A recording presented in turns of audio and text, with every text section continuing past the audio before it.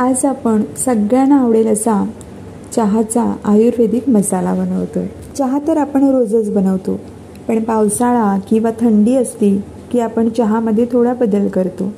कधी त्यात आलं घालतो, कधी सुंठ तर कधी लवंग। पण आज आपण इथे चहाचा मसाला बनवतोय। पावसाळ्यात वातावरण बदलामुळे वरचेवर आजारी पडण्याचं प्रमाण वाढतं, तर त्याला प्रतिकार करण्यासाठी हा मसाला चहा आपल्याला फायदेशीर ठरतो। आणि म्हणूनच अशा या पावसाळी वातावरणात असा हा मसालेदार कडक चहा रोगप्रतिकारक शक्ती तर मजबूत करतोच, शिवाय सर्दी खोकलाही बरा करतो। तर पारिजात किचनमध्ये आज आपण असा हा बहुगुणी चहाचा मसाला कसा बनवायचा, त्याचे फायदे काय आहेत आणि तो चहा बनवताना कसा वापरायचा हे सर्व पाहणार आहोत। चला तर मग सुरुवात करू। नमस्कार, पारिजात किचनमध्ये तुम्हा सगळ्यांचं खूप मनापासून स्वागत। तर इथे आपण चहाचा मसाला बनवतोय आणि त्याकरिता साहित्य काय काय घेतलंय ते बघूया। तर इथे मी हिरवी वेलची घेतलेली आहे।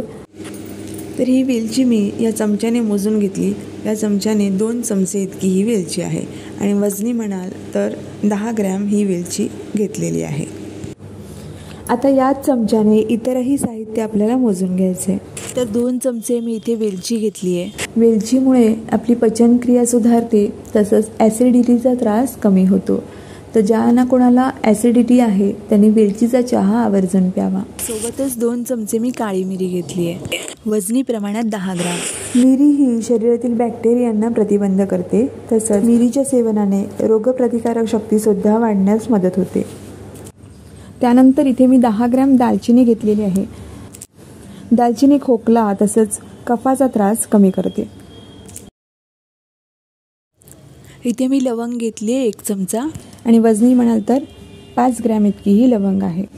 लवंगांमध्ये अँटीऑक्सिडंट असतात, त्यामुळे रोगप्रतिकारक शक्ती वाढली जाते आणि गॅसेसचा त्रास सुद्धा कमी होतो। इथे मी सुंठ घेतलेली आहे, अख्खी सुंठ आहे ही, तुम्ही ऐवजी पावडर सुद्धा घेऊ शकता। सुंठेमुळे सर्दी खोकला कफ यापासून आराम मिळतो, तसंच भूक वाढवते आणि आपल्या शरीरातील बॅड कोलेस्ट्रॉल कमी करण्यास मदत करते। शिवाय पित्ताचा त्रास, गॅसेस, मळमळ यांसारख्या समस्या सुद्धा सुंठेमुळे कमी होतात। 2 ते 3 इंच सुंठ इथे आपण घ्यायची। सोबतच एक जायफळ घेतलंय। जायफळामुळे पोटदुखीसारख्या पोटाच्या तक्रारी कमी होतात, तसंच रक्तशुद्धीकरणाचं काम जायफळ करतं आणि आपल्या शरीरातील घाण बाहेर काढण्याचं काम सुद्धा जायफळ करतं। आता हे सगळे मसाले आपण भाजून घेणार आहोत। तर त्यासाठी इथे मी तवा तापत ठेवलाय। तवा अगदी चांगला गरम करून घेतला हाय फ्लेमवर आणि त्यानंतर लो फ्लेम करायची आणि आपल्याला हे मसाले आता यामध्ये घालून घ्यायचे। दालचिनीचे मी छोटे छोटे तुकडे करून घेतले, जेणेकरून ते व्यवस्थितरित्या भाजले जातील। तसंच सुंठ सुद्धा मी अख्खी घेतली होती, त्यामुळे सुंठेचे सुद्धा मी छोटे छोटे तुकडे करून घेतले।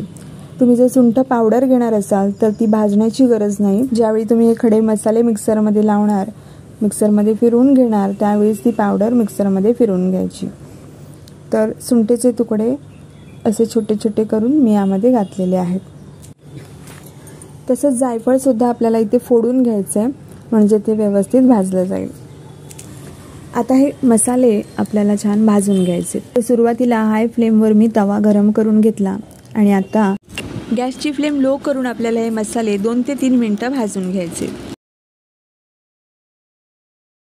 लो फ्लेमवर 2 ते 3 मिनिटं भाजल्यावर या खडे मसाल्यांचा छान असा सुवास दरवळायला लागतो आणि हात लावून बघितला तर हाताला चटका लागतो। तर त्यावेळी आपण गॅस बंद करायचा। 2 ते 3 मिनिटापेक्षा जास्त वेळ आपण हे मसाले भाजायचे नाही। आता हे मसाले एका ताटामध्ये काढून थंड करून घेऊयात आणि थंड झाल्यावरच आपण हे मिक्सरमधून वाटून घेणार आहोत। मसाले थंड झाले की मिक्सरचं भांडं घेऊयात। मिक्सरचं भांडं मात्र अजिबात ओलसर असता कामा नये, चांगलं धुवून कोरडं करून घेतलेलं असावं। मिक्सरचं भांडं जर का ओलसर असेल तर मसाला खराब होण्याची शक्यता असते।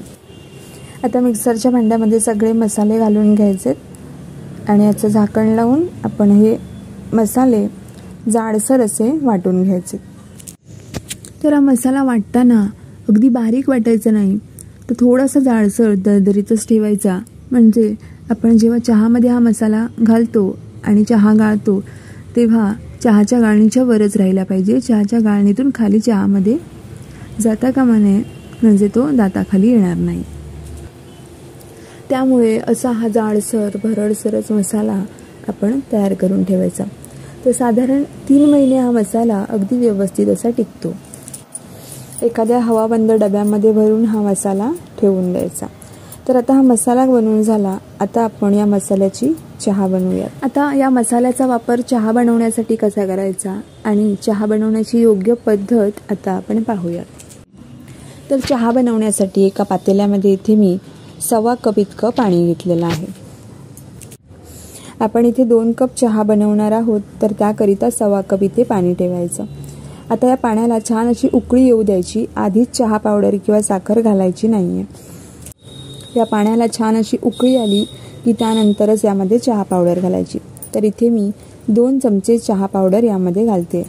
एका कपाला 1 चमचा अशा प्रकारे 2 चमचे चहा पावडर मी यामध्ये घालून घेतली. जर काय पाणी उकळण्याच्या आधी चहा पावडर घातलात तर चहाला कडवटपणा येऊ शकतो, ती जास्त उकळली गेल्यामुळे, आणि त्यामुळे ॲसिडिटीचा त्राससुद्धा होऊ शकतो. त्यामुळे अशा प्रकारे पाणी उकळल्यानंतरच चहा पावडर घालायची. आता हा चहा 1 ते 1.5 मिनटं चांगला उकळू द्यायचा चहा पावडर घातल्यानंतर, आणि त्यानंतर यामध्ये साखर घालायची. तर एका कपाला 2 चमचे या प्रमाणात 4 चमचे साखर मी यामध्ये घालून घेते. तुम्ही साखरेचं प्रमाण तुमच्या गोडीच्या आवडीप्रमाणे कमी जास्त करू शकता. आता साखर घातल्यानंतर ती व्यवस्थित विरघळली जावी याकरिता 1 मिनिटभर आपण हा चहा उकळवून घ्यायचा. आता साखर घातल्यानंतर 1 मिनिटभर उकळून घेतल्यानंतर यामध्ये लगेचच दूध घालायचे. तर इथे मी 1 कप दूध यामध्ये घातलेलं आहे. दुधाचं प्रमाण तुम्ही तुमच्या आवडीप्रमाणे कमी अधिक करू शकता, पण 1 कप पाण्यासाठी 1 कप दूध हे प्रमाण अगदी बरोबर आहे. आपण 1.25 कप पाणी घेतलं होतं, त्याचा 1/2 कप पाणी जेव्हा आपण चहा पावडर आणि साखर घालून चहा उकळवतो तेव्हा कमी होतं. त्यामुळे 1.25 कप पाणी हे प्रमाण अगदी बरोबर आहे. आता दूध घातल्यानंतर चहाला 1 उकळी येऊ द्यायची. जास्त वेळ उकळवत ठेवायची नाही चहा, नाहीतर काय होतं तर जास्त चहा उकळवला की त्यामुळे ॲसिडिटी होऊ शकते. त्यामुळे 1 मिनिटभरच आपण दूध घातल्यानंतर चहा उकळवून घेणार आहोत. आता 1 मिनिटभर झालंय, आपण गॅसची फ्लेम लो करून घेऊयात आणि लगेचच यामध्ये आपण बनवून घेतलेला चहाचा मसाला घालायचा. तर 1 कप चहासाठी 1/2 चमचा अशा प्रमाणात 1/2 चमचा यामध्ये मी चहाचा मसाला घालून घेतला. सगळ्यात शेवटी मसाला घातल्यामुळे काय होतं तर मसाल्याचे जे सगळे गुणधर्म आहेत आणि स्वाद आहे तो टिकून राहण्यास मदत होते. तर मसाला घातल्यानंतर वरून खाली असा चहा हलवून घ्यायचा आणि त्यानंतर लगेचच गॅस बंद करायचा. आता हा गरमागरम चहा गाळून सर्व करूया. तर या पद्धतीने गरमागरम वाफाळता कडक मसाला चहा आपला इथे बनून तयार झालाय. तर तुम्हाला आजची ही मसाला बनवण्याची पद्धत, चहा बनवण्याची पद्धत कशी वाटली, आवडली असेल तर नक्की कमेंट करून सांगा. आणि आयुर्वेदिक मसाला चहाची रेसिपी आवडल्यास लाईक नक्की करा, जास्तीत जास्त शेअर करा. तसंच पारिजात किचनला अजूनपर्यंत सबस्क्राईब केलं नसेल तर सबस्क्राईब करा आणि शेजारील बेल आयकन प्रेस करा, म्हणजे माझ्या पुढच्या व्हिडिओचं नोटिफिकेशन तुमच्यापर्यंत लवकरात लवकर पोहोचेल. लवकरच पुन्हा भेटू अशीच एक नवीन रेसिपी घेऊन. तोपर्यंत नमस्कार.